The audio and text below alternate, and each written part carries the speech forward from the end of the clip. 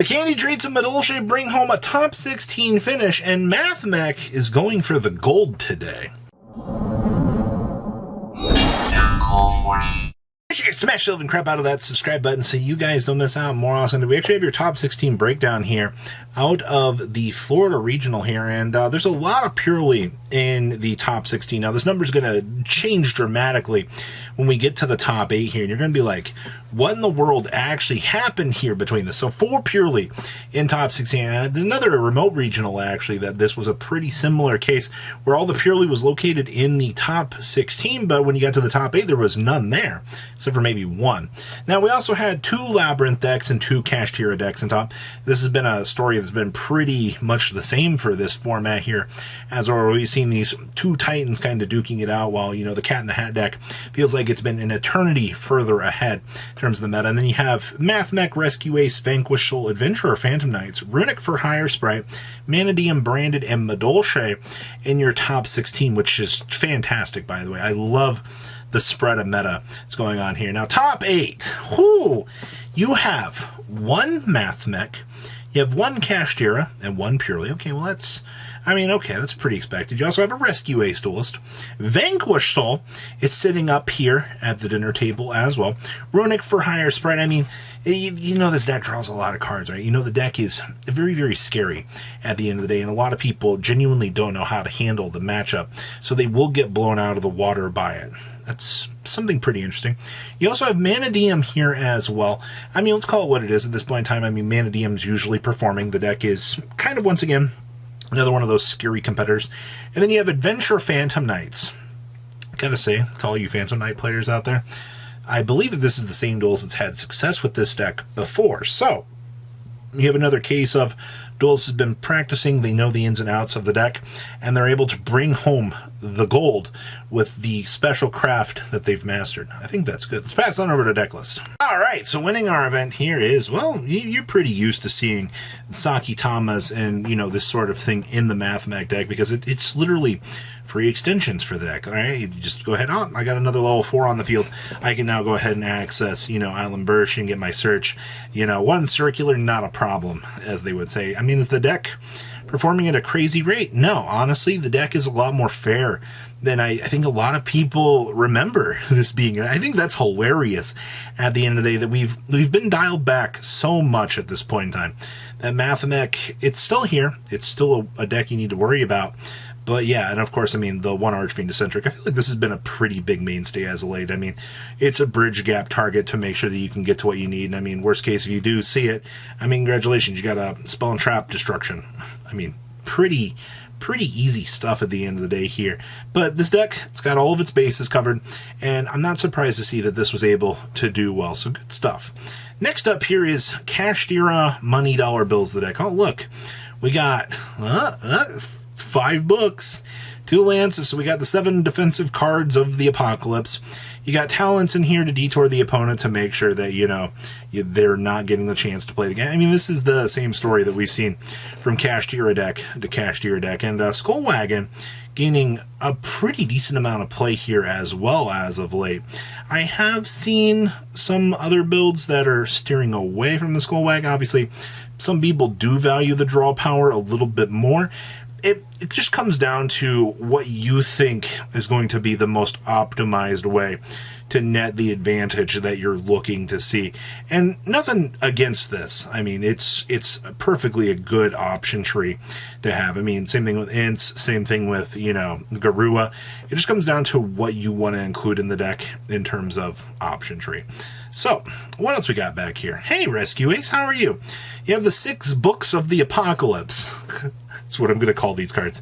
These are the Doomsayer cards. You need to make sure that your cards can go off. If they can't, well, that's okay. In terms of ratios, I mean, 2 Turbulence has been pretty standard. You have, of course, the best card in the whole wide world here.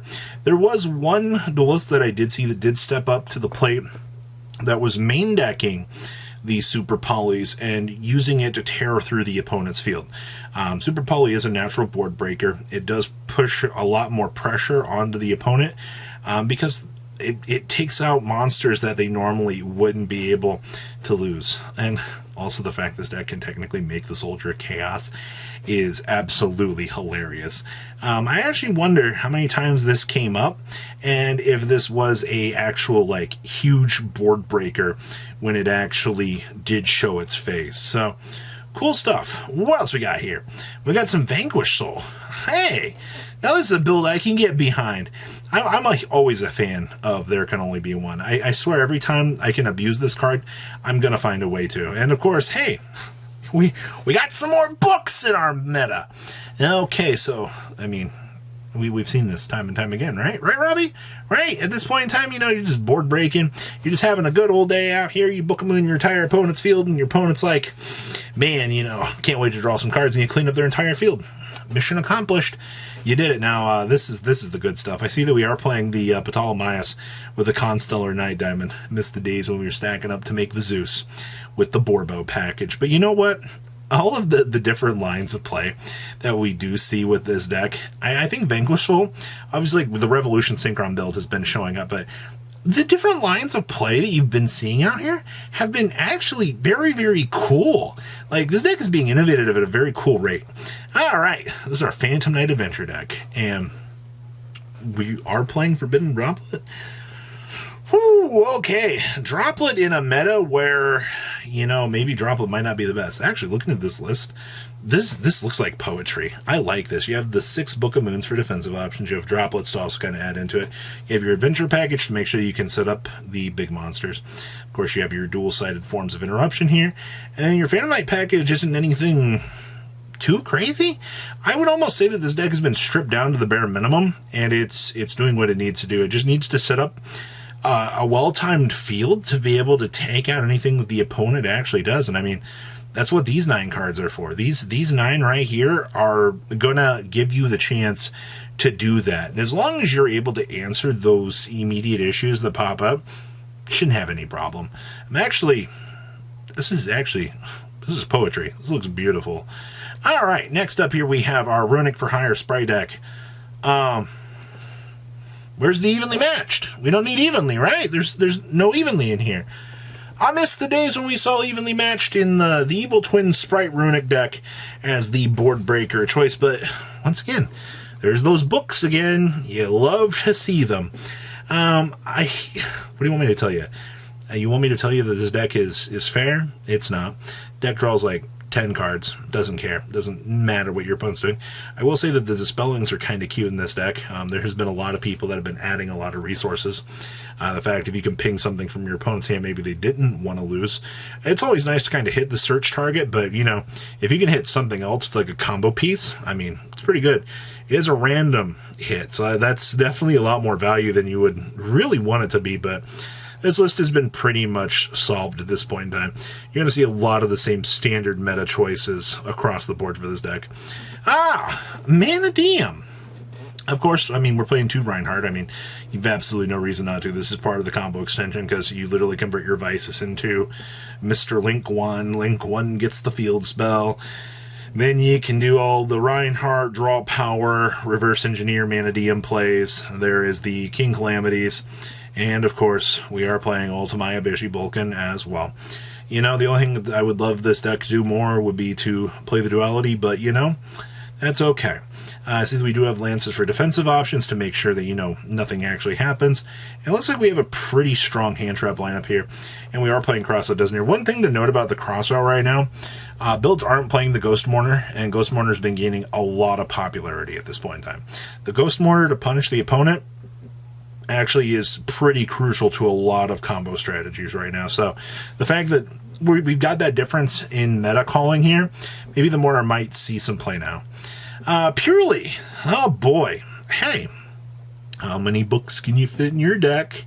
Once again, the fact that Purrely ended up in 8th place, that's a huge swing in difference. I see that we are playing the 1 leap here, not surprised about that.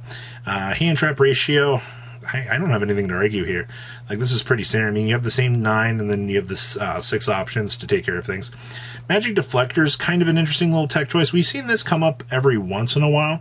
It is definitely one of those things that you can pressure the opponent on to make sure that, hey, you know, I can actually play through your Runick Bull or, you know, any of the other punishing cards that you definitely need to control the opponent out of.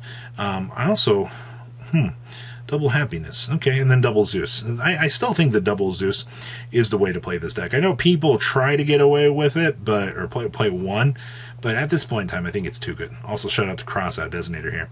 Now we have the 9th place Labyrinth list, and it is nice to see a nice little callback here to more of the trap side of things. I know people have been trying out the trap versions of this deck, and I mean, is it as good as, you know, playing like, you know, the massive Stoby line and all of the aggression stuff? I mean, you do kind of lose Chaos Angel fodder by cutting these out, but if you are somebody that does enjoy the I set all the traps in the world, then you will miss this build. And I do understand a lot of wanting the callback to the aggression that this build does give you at the end of the day, that you do get with this.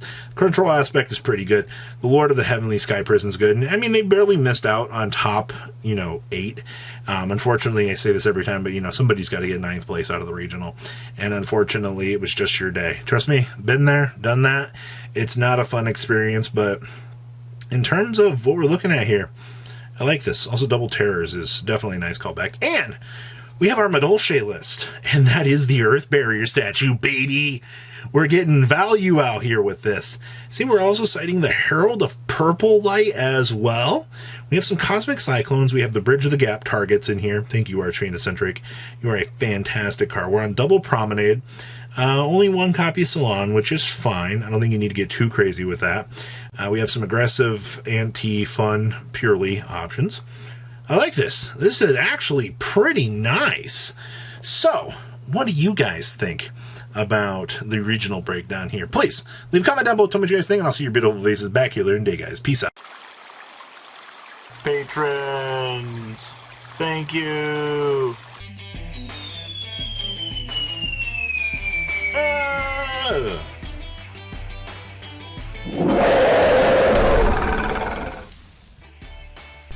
Thank you so much for watching. Check out these other videos.